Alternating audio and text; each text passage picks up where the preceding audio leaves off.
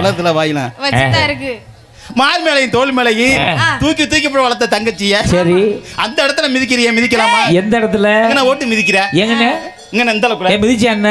எதுக்கு அடிக்கிற? ஏன் அடிச்சா என்னன்னு கேட்டேன். நான் சும்மா கட்டி கொடுத்தேன். ஏன் என்ன பண்ணிட்ட? என்ன புது புது சாமானா வாங்கி கொடுத்தேன். பொளந்து வெங்கல அண்டா பித்தளை செம்பு பொளங்குன்னு எனக்கு தானே தெரியும் புதுசா பழசான்னு. எல்லாமே புதுசு. ஒரு கறி பிடிச்சது அது. அதை புளி வச்சு தேய்ச்சி அதை நான் புதுசாக்கி புழங்குறதுக்குள்ள நான் பட்ட பாடு. கறி பிடிச்சாலும் விட மாட்டேன். பாத்திரத்தை அதைத்தானே சீர் கொடுத்தாங்க. அப்படித்தான் ஒரு அண்டா ஒன்று கொடுத்தேன். அதை விலக்கி எடுத்து நான் புழங்குறதுக்குள்ள அவ்வளவு பாடுபட்டேன். அப்புறம் சொம்பு ஒன்று கொடுத்தாங்களே சொம்பு. ஆமா அது எவனா தெரியல உருட்டி விளாண்டுருப்பான் போட்டுருக்கு. வாய் அகண்டு போய் கிடக்க இங்கே. செம்புனா 4 பேர் தண்ணி குடிக்கத்தான் செய்யும். 40 பேர் ஏறி மிதிச்சு உழப்பி இருக்கிறான். இருக்கலாம். அப்போ நீ என்ன பெருசா கொடுத்தேன்னு என்னடா சொல்ற? வரும்போது நாகப்பட்டினமா ஆமா புதுக்கோட்டை அங்க போய் பஸ் ஸ்டாண்ட்ல 4 இட்லி வாங்கி சரி